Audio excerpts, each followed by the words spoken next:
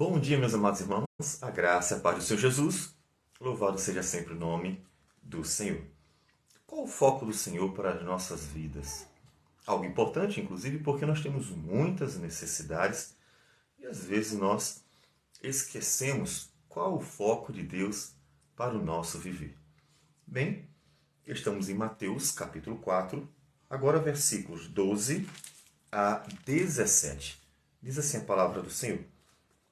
Ouvindo, porém, Jesus que João fora preso, retirou-se para a Galiléia. João Batista havia começado seu ministério ali na região, diz o capítulo 3, do deserto da Judéia, e chamou o povo ao arrependimento, preparando para a chegada do Senhor Jesus.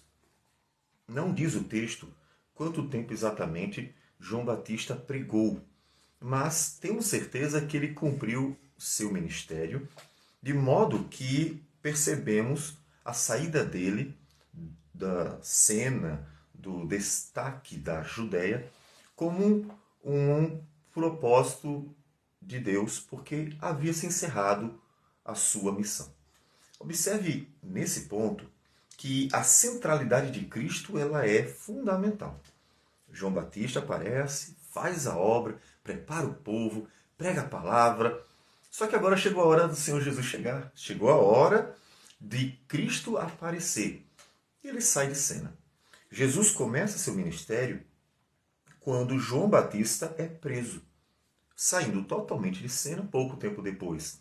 Ele vai ser morto, decapitado, e então o Senhor Jesus segue com o ministério. João Batista deveria ficar com certeza muito feliz por saber, como ele diz em outro momento, que uma vez que o noivo chegou, o amigo do noivo está feliz pela sua presença. Ele sabia que tinha um propósito em sua vida. E essa pergunta é importante para nós, porque Deus nos fez com propósito. Nenhum de nós é obra do acaso, né? Qual é o propósito de Deus para a tua vida? Se você está pensando em questões subjetivas, pessoais, como devo eu servir a Deus? De fato, cada um tem um chamado do Senhor, cada um será usado por Deus de uma forma, mas saber o propósito de Deus para a sua vida, propósito objetivo, que é o propósito para a minha vida também, para a vida do outro irmão e assim por diante, é fundamental para você direcionar a sua vida, viver a sua vida de forma agradável a Deus, adequada, e você se sentir feliz. Quando você sabe que está fazendo aquilo que é o propósito de Deus para a sua vida, isso traz uma felicidade ao seu coração, claro, caso você tenha todo o seu amor para com Deus. E o propósito de Deus para a sua vida é que você glorifique o nome dele. Como se faz isso? Se faz isso com o viver inteiro. E João Batista sabia que tinha cumprido o seu ministério quando o Senhor Jesus começa a realizar a sua obra. Então, ele sai de cena tranquilamente. E o Senhor Jesus, ouvindo então que ele havia sido preso, retirou-se para a Galiléia. Prudência. Observe que o Senhor Jesus, ele vai se esquivar dos adversários do Senhor. Ele vai para a Galiléia para cumprir a palavra do Senhor, mas mostrando prudência, ou seja, cuidado para com os inimigos. Afinal, Herodes, quando ele havia nascido, tentou matar o Senhor Jesus. Mais à frente, filho dele vai assumir, e os cuidados para com esses homens que vão assumindo o governo é necessário porque Satanás usa esses homens maus, e a história da igreja mostra que muitas vezes não é diferente nas nossas gerações. Por isso, prudência, cuidado. Há pessoas que podem ser usadas para o mal. Jesus é o Filho de Deus, mas age como um homem de verdade e com prudência. Então, deixando Nazaré, foi morar em Cafarnaum, situada à beira-mar, nos confins de Zebulon e Naftali. Por favor, não pense jamais que o fato dele morar à beira-mar significa que ele era rico ou que ele tinha uma casa na praia. Não tem nada a ver.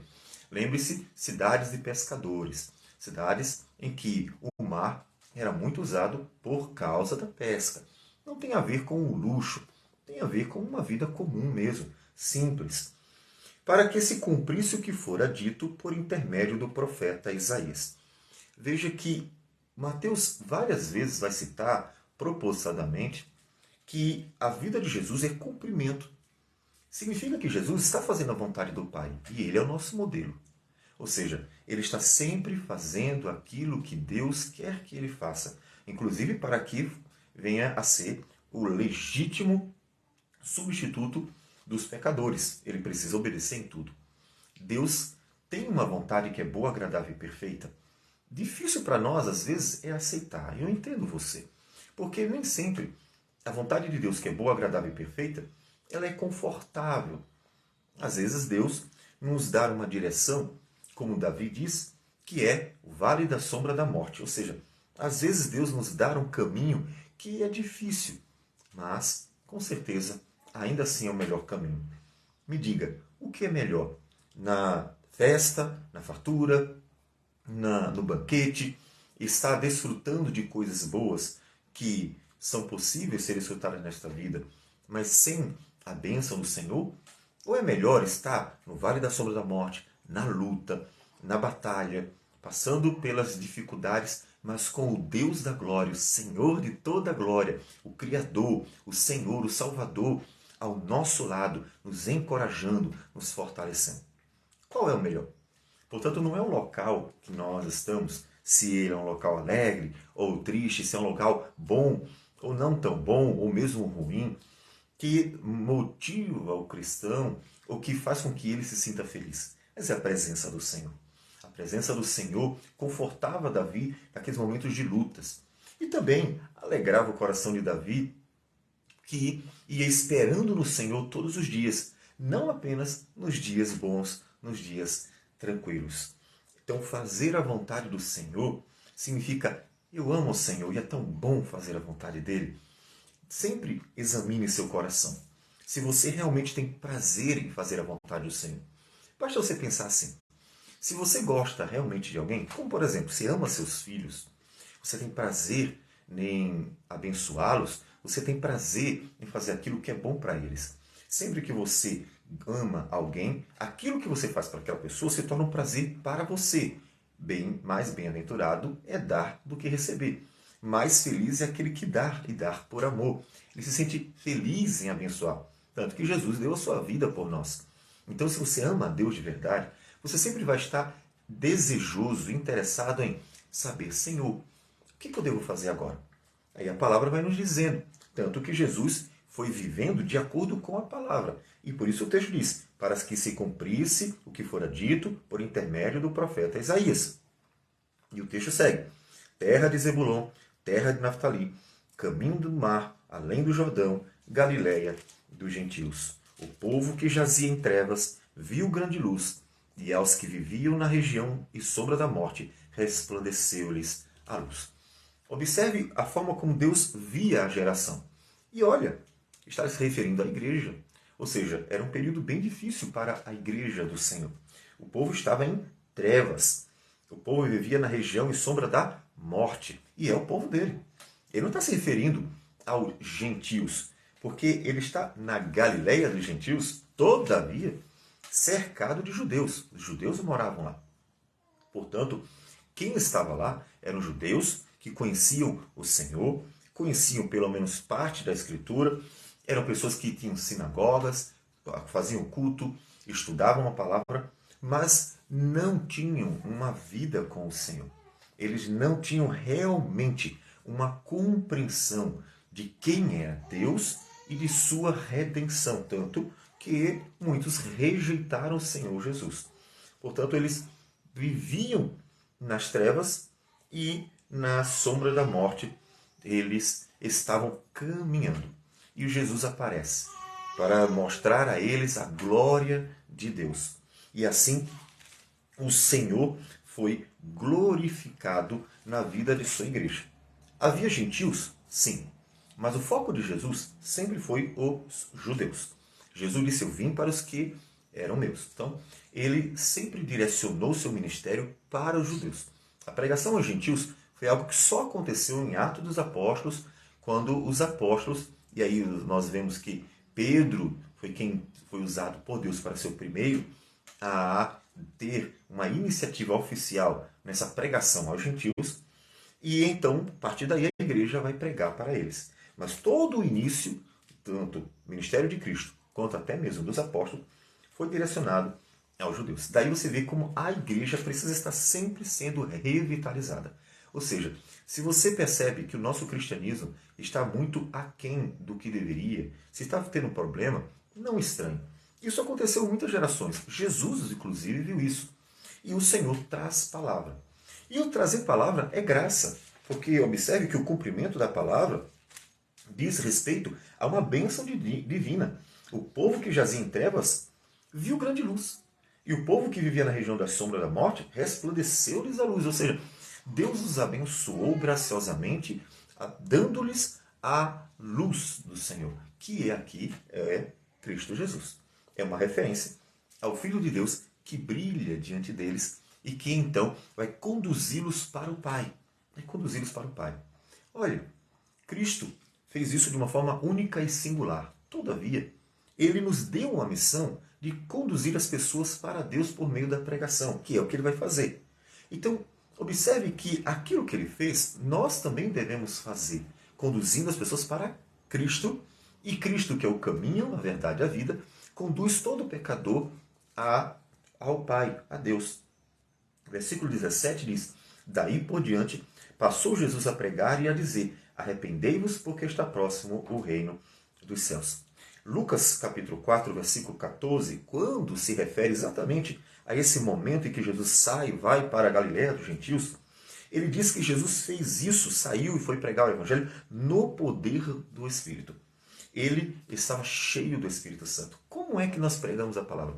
Cheio do Espírito Santo. Como é que nós fazemos a obra?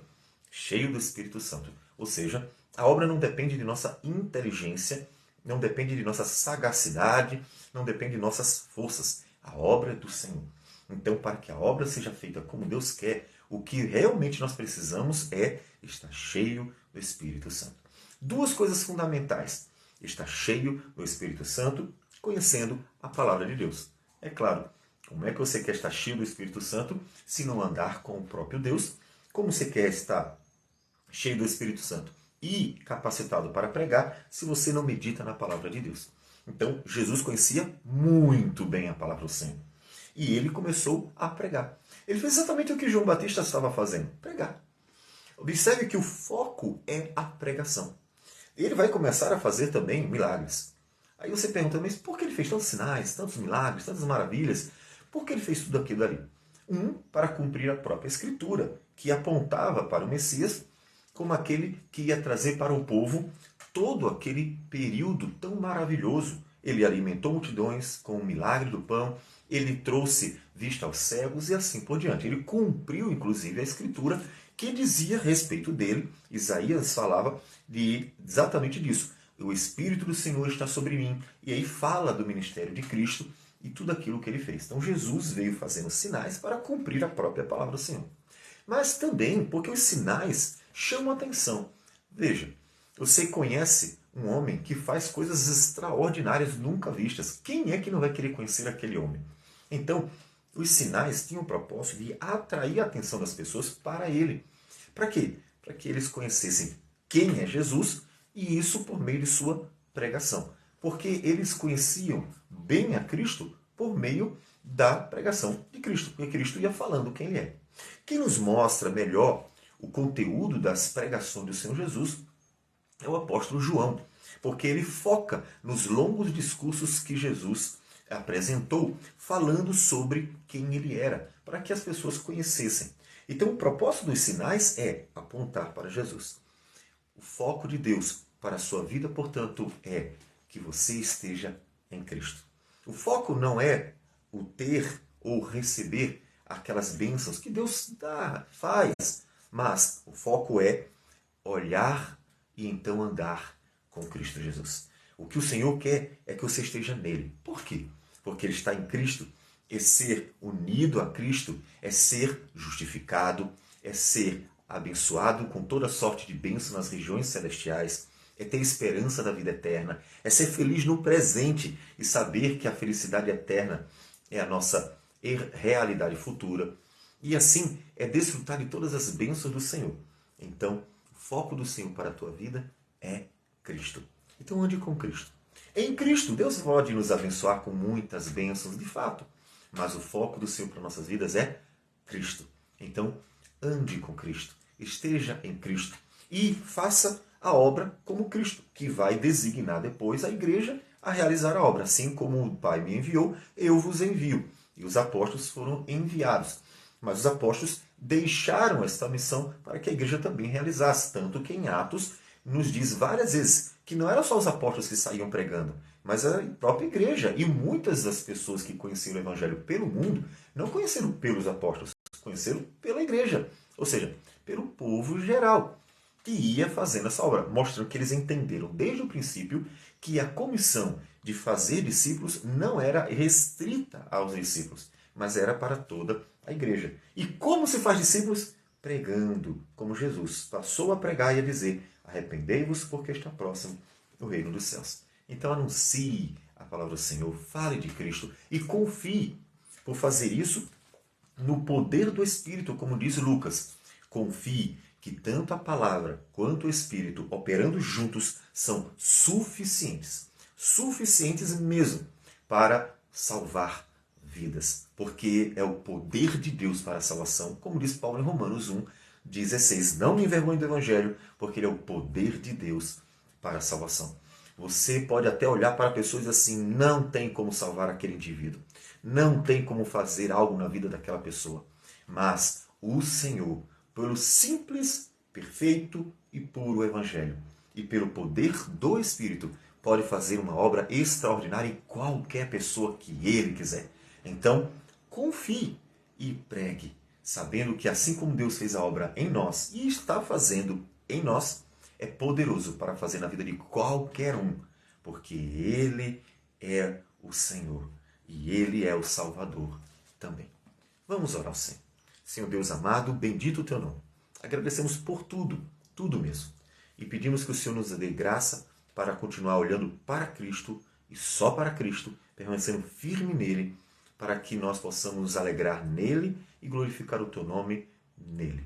Que o Senhor também nos use para ser bênção para muitas vidas, a fim de que pela pregação, confiando plenamente no poder do Senhor que opera pelo Evangelho e pelo Espírito, vidas possam ser salvas. Que o Senhor receba a nossa oração em nome de Jesus. Amém, Senhor. Que Deus abençoe a todos e tenham um bom dia.